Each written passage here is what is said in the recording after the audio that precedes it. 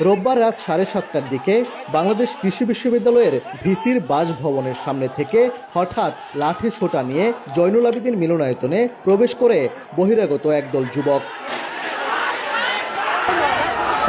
Cocktail বিস্ফোরণ ঘটিয়ে হামলা চালায় আন্দোলনরত 2 অনুষদের শিক্ষার্থীদের ওপর।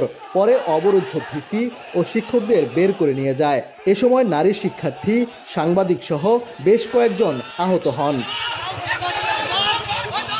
হামলার ঘটনার খবর ছড়িয়ে পড়লে রাতেই বিভিন্ন হল থেকে বেরিয়ে আসেন সাধারণ শিক্ষার্থীরা। ঘেরাও করে ভিসির বাসভবন। কয়েকজন বহিরাগত এসে অ্যাটাক করেছে এবং বোনকে ভিতরে দৌড়িয়ে পাঠিয়েছে, যেমন তাকে শরীরে আঘাত করেছে। এছাড়াও আরো অনেক স্টুডেন্ট আহত হয়েছে। তাদের উপর অস্ত্র লাঠিসোঁটা ছিল এবং তারা ককটেল বিস্ফোরণ করেছে এখানে। এর আগে বেলা 11টায় বিশ্ববিদ্যালয়ের পশুপালন ও ভেটেরিনারি অনুষদের শিক্ষার্থীদের কম্বাইন্ড ডিগ্রির দাবিতে চলমান আন্দোলনের পরিপ্রেক্ষিতে একাডেমিক কাউন্সিলের সভা হয়। সভায় কম্বাইন্ড ডিগ্রি চালুর পাশাপাশি পশুপালন ও ভেটেরিনারি ডিগ্রিও চালু রাখার সিদ্ধান্ত হয়। 3টি ডিগ্রি চালু রাখার সিদ্ধান্ত মানতে নারাজ পশুপালন ও ভেটেরিনারি অনুষদের আন্দোলনরত শিক্ষার্থীরা। ক্ষুব্ধ হয়ে দুপুর 1টার দিকে মিলনায়তনে তালা ঝুলিয়ে দেন আন্দোলনকারীরা।